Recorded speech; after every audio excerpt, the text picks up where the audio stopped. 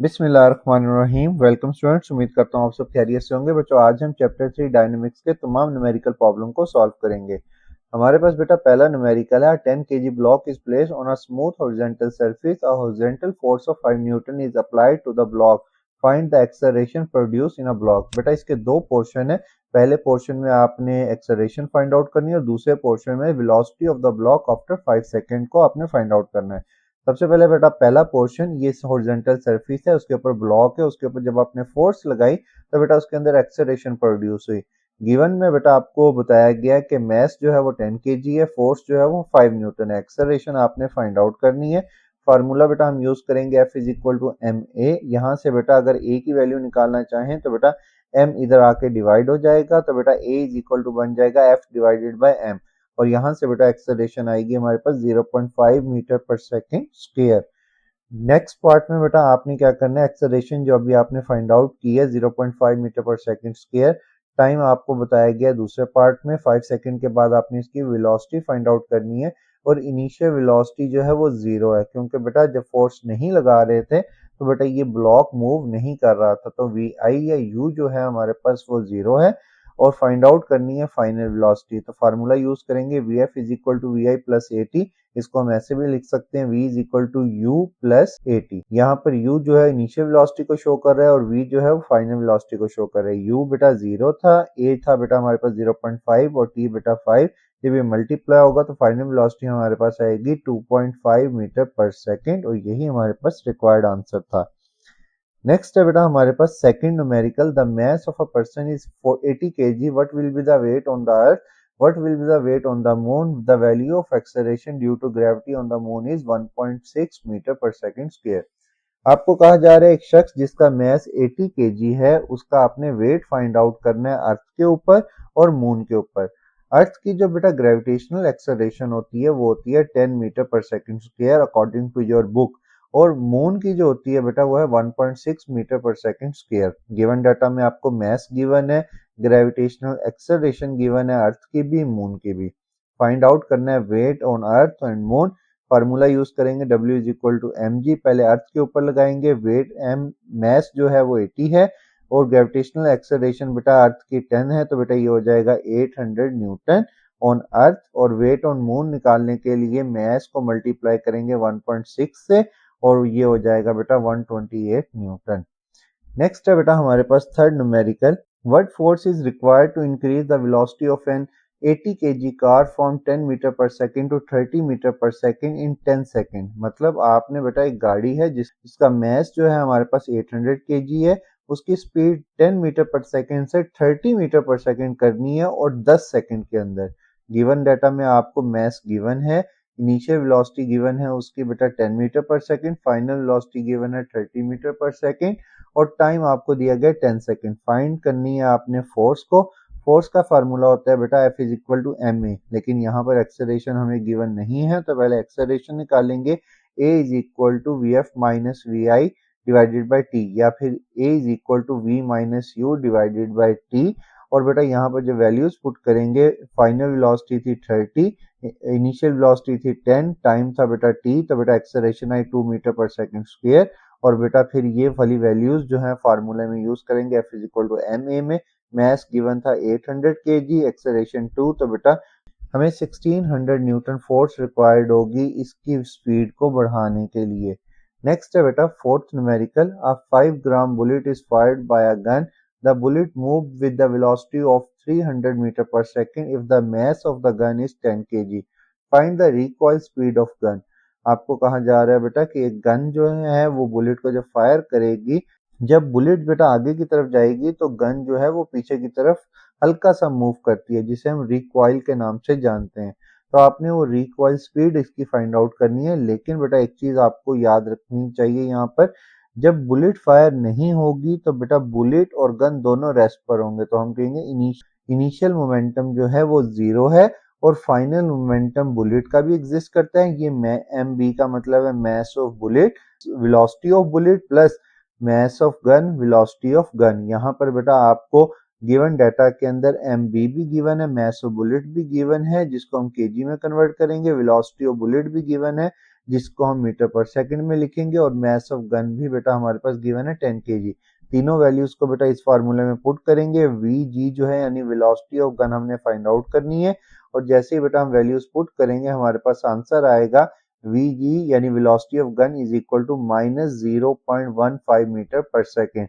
Minus क्यों आया? क्योंकि बेटा जो गन है वो बुलेट की अपोजिट डायरेक्शन में मूव करेगी, जिसकी वजह से नेगेटिव 7 आएगा। नेगेटिव साइन अपोजिट डायरेक्शन को शो करता है। नेक्स्ट है बेटा हमारे पास an astronaut weight 70 kg, he throw a wrench of mass 300 gram at the speed of 3.5 metre per second. Determine the speed of astronaut as he recoil away from the wrench. बेटा हमारे पास एक 70 kg की उसका mess है, एक astronaut का जो space में बेटा काम करते हैं, उसने अपने हाथ से एक रेंच को थ्रो किया। तो बेटा according to law of conservation of momentum पहले इन दोनों का जो मोमेंटम था वो 0 था, लेकिन हमारे पास जैसे ही इसने रेंच को थ्रो किया बेटा हमारे इसी तरह एस्ट्रोनॉट का भी वेलोसिटी चेंज होगी, क्योंकि बेटा वो उसकी रेंच की वेलोसिटी क्यों जो है वो चेंज हो जाएगी। तो यहाँ पर गिवन है हमारे पास मैस गिवन है, मैस ऑफ रेंच भी गिवन है, और वेलोसिटी ऑफ रेंच भी गिवन है। उसी तरह बेटा हमने यहाँ पर फाइंड आउट करना है वेलोसिटी ऑफ एस्ट्रोनॉट, हमने फाइंड आउट करनी है। तो बेटा बाकी तीनों वैल्यूज को इस इक्वेशन में पुट करेंगे, तो बेटा यहाँ पर हमारे पास वैल्यू आ जाएगी -0.015 मीटर पर सेकेंड, और इसको अगर हम साइंटिफिक नोटेशन में लिखें तो बेटा ये होगा -1.5 10⁻⁻2 metre per second. Next part में बेटा इसी क्वेश्चन के पूछा जा रहा है कि डिस्टेंस कितना कवर करेगा एस्ट्रोनॉट 30 मिनट्स के अंदर। तो बेटा स्पीड उसकी हमारे पास आ गई है, लेकिन टाइम बेटा यहाँ पर 30 मिनट है, तो पहले इसको सेकंड्स में कन्वर्ट करेंगे तो ये हो जाएगा बेटा 30 मल्टीप्लाई बाय 60 1800 सेकेंड्स। तो बेटा हमने फाइंड आउट करना है distance, s is equal to V T, simple formula है। यहाँ पर जब इसको मल्टीप्लाई करेंगे तो बेटा हमारे पास डिस्टेंस आ जाएगा -27 मीटर, लेकिन डिस्टेंस कभी नेगेटिव में नहीं होता, इसलिए हम नेगेटिव साइन नहीं लगाएंगे। नेगेटिव साइन बेटा इस वेलोसिटी के साइन की वजह से आया, लेकिन हम इसको सिंपल 27 मीटर्स में शो करेंगे। नेक्स्ट है बेटा हमारे पास sixth numerical, a 6.5 10 raised to power 3 kilogram bogie of a goods train is moving with the velocity of 0.8 meter per second. Another bogie of mass 9.2 10 raised to power 3 kilogram coming from the behind with the velocity of 1.2 meter per second collide with the first and collapse to it. आपने find out क्या करना है? आपने final velocity find out करनी है। सवाल में क्या पूछा जा रहा है बेटा? कहा जा रहा है कि हमारे पास दो बोगी हैं ये ट्रेन की, एक पीछे से आके नेक्स्ट वाली बोगी के साथ कोलाइड करती है, और कोलाइड करने के बाद दोनों जो है एक दूसरे के अंदर मर्ज हो जाती हैं। जैसे ये एक दूसरे के साथ लगी हुई हैं, कोलाइड होने के बाद दोनों एक दूसरे के साथ अटैच हो जाती हैं और फिर आगे की तरफ मूव करती हैं। आपने फाइनल वेलोसिटी फाइंड आउट करनी है, फाइनल स्पीड फाइंड आउट करनी है। दोनों बोगियों का मास भी गिवन है और वेलोसिटी भी गिवन है। आपने आफ्टर कोलिजन जो है उनकी फाइनल वेलोसिटी फाइंड आउट करनी है। अब बेटा ये हमारे पास टकराने से पहले का पहली बोगी का मोमेंटम, टकराने से पहले दूसरी बोगी का मोमेंटम, और टकराने के बाद दोनों जब इकट्ठी हो जाएंगी तो बेटा हमारे पास दोनों की वेलोसिटी सेम होगी, इसलिए हमने कॉमन ले लिया। बाकी सारी वैल्यूज को यहाँ से जब हम पुट करेंगे तो बेटा यहाँ से ये फाइनल वेलोसिटी हमारे पास आएगी 1.03 मीटर पर सेकेंड, और यही हमारे पास रिक्वायर्ड आंसर था। नेक्स्ट है बेटा हमारे पास seventh numerical, a cyclist weighing 55 kg rides a bicycle of mass 5 kg. He start from rest and applies a force of 90 Newton for 8 seconds. Then he continue at a constant speed for another 8 seconds. Calculate the total distance traveled by the cyclist. बेटा ये हमारे पास एक long numerical है, और इसमें बेटा कहा जा रहा है एक साइकिलिस्ट जिसका वेट जो है वो 55 kg है, और बाईसाइकिल का जो वेट है बेटा वो हमारे पास बताया जा रहा है 5 kg। यहाँ पर बेटा आपने साथ साथ इस डाटा को लिखते जाना है। टोटल मास हमें गिवन है बेटा 55 + 5, 55 साइकिलिस्ट का, 5 साइकिल का, तो टोटल हो गया बेटा हमारे पास 60 kg। अब यहाँ पर बेटा हमें एक्सेलरेशन साथ साथ फाइंड आउट कर लेते हैं। बेटा a is equal to f divided by m, f is equal to ma वाले फार्मूले से हम इसकी एक्सेलरेशन निकालेंगे साइकिल की, तो बेटा ये आ जाएगी हमारे पास 1.5 metre per second square. Total distance कहाँ से निकलेगा बेटा? टोटल डिस्टेंस के लिए हम फार्मूला यूज करेंगे s is equal to V I T plus 1/2 at square. V I की जगह यू रिप्रेजेंट किया है, तो बेटा यहाँ से डिस्टेंस आ जाएगा यू। इनिशियल वेलोसिटी 0 थी, तो बेटा टाइम मल्टीप्लाई होके वो भी 0 हो जाएगा, plus 1/2 as it is. Acceleration हमारे पास बेटा 1.5 अभी हमने निकाली, और बेटा टाइम जो है वो 8 है, तो बेटा 8 का स्क्वायर जब हम ये डिस्टेंस फाइंड आउट करेंगे तो साइक्लिस्ट फर्स्ट हाफ में जो डिस्टेंस कवर करेगा वो होगा बेटा 48 मीटर। अब यहाँ पे बेटा फाइनल वेलोसिटी, क्योंकि दो केसेस दिए गए हैं, then he continued constant speed with another 8 second.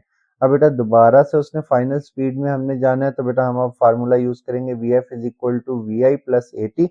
यहाँ पर भी इनिशियल वेलोसिटी जो है वो 0 है, एक्सेलरेशन 1.5 और 8 सेकंड उसने फर्दर मूव किया। फाइनल वेलोसिटी आ गई बेटा हमारे पास 12 मीटर पर सेकंड। अब ये बाद वाला जो डिस्टेंस है ये s is equal to V T वाले फार्मूले से हम निकालेंगे। ये आ जाएगा बेटा हमारे पास 12 मल्टीप्लाई बाय 8, वेलोसिटी को टाइम से मल्टीप्लाई करेंगे, ये आ गया बेटा 96 मीटर।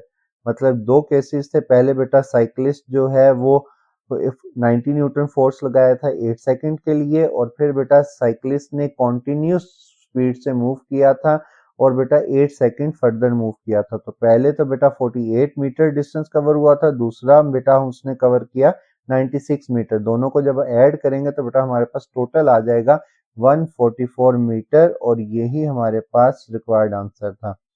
नेक्स्ट है बेटा हमारे पास a ball of mass 0.4 kg is dropped on the floor from the height of 1.5 meter.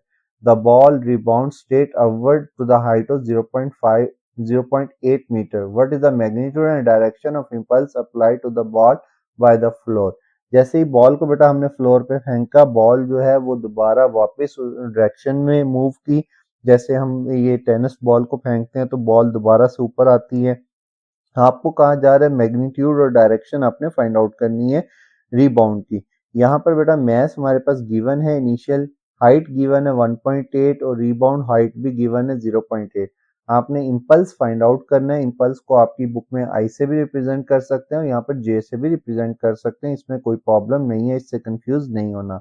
v is equal to square root 2gh। बेटा ये वेलोसिटी का फार्मूला, पहले हम बेटा जब बॉल ऊपर से नीचे की तरफ आएगी उसकी वेलोसिटी निकालेंगे, और फिर नीचे से जब ऊपर जाएगी उसकी वेलोसिटी फाइंड आउट करेंगे इस फार्मूले से। तो बेटा पहले इम्पैक्ट से पहले वेलोसिटी बिफोर इम्पैक्ट जो है वो हमारे पास आई 5.94 मीटर पर सेकंड, और इसी तरह बेटा हमारे पास वेलोसिटी आफ्टर इम्पैक्ट जो आई वो आई 3.96 मीटर पर सेकंड। अब बेटा इन दोनों को का जो चेंज है वो निकालेंगे, तो बेटा हमारे पास वो आएगा 3.96 प्लस 5.94। तो बेटा ये हो गया जो वेलोसिटी चेंज हो रही है यहाँ पर 9.9 मीटर पर सेकंड। और इंपल्स के फार्मूले में I is equal to M V, यहाँ पर जैसे ही बेटा वैल्यूज पुट करेंगे तो बेटा हो जाएगा हमारे पास 3.96 न्यूटन सेकंड, और ये approximately equal to 4 newton second के इक्वल है। और बेटा जो डायरेक्शन होगी वो रिबाउंड की डेफिनेटली बॉल नीचे से टकरा कर ऊपर की तरफ जाएगी। तो बेटा ये था हमारे पास रिक्वायर्ड आंसर। हमने बेटा डायरेक्शन भी बता दी अपवर्ड, और बेटा जो हमारे पास इंपल्स होगा वो 3.96 न्यूटन सेकंड के इक्वल होगा। नेक्स्ट है बेटा हमारे पास two balls of masses 0.2 kg and 0.4 kg are moving toward each other with the velocity of 20 meter per second and 5 meter per second. After the collision, the velocity of 0.2 kg ball becomes 6. What will be the velocity of 0.4 kg ball? आपको कहा जा रहा है आपके पास दो message है M1 M2, दोनों एक दूसरे की तरफ मूव कर रही हैं, और टकराने के बाद बेटा इन दोनों की वेलोसिटीज जो है वो चेंज हो जाती है। According to law of conservation of momentum से बेटा गिवन डाटा में मैसेज भी गिवन है, वेलोसिटीज भी गिवन है। आपने फाइनल वेलोसिटी फाइंड आउट करनी है M2 की, मतलब ये V2 प्राइम आपने फाइंड आउट करना है। बाकी सारी वैल्यूज आपको गिवन है, M1 भी गिवन है, V1 भी गिवन है। वैल्यूज पुट करेंगे और बेटा पहले इसको इधर वाले को सॉल्व करेंगे तो ये रह जाएगा 4 - 2 यानी 2, और इधर वाला बेटा जो सॉल्व होकर बेटा ये सारी वैल्यू को दूसरी तरफ लेके जाके जब डिवाइड करेंगे तो बेटा आंसर आएगा V2 प्राइम का 2 मीटर पर सेकंड, और यही हमारे पास रिक्वायर्ड आंसर था। ये था बेटा आज का लेक्चर अच्छा लगा हो तो लाइक और सब्सक्राइब करना मत भूलिएगा। थैंक यू, खुदा हाफिज। मेरी कोशिश होती है बेटा कि मैं छोटी से छोटी वीडियो बनाऊं ताकि आप बच्चों का टाइम ज़ाया ना हो।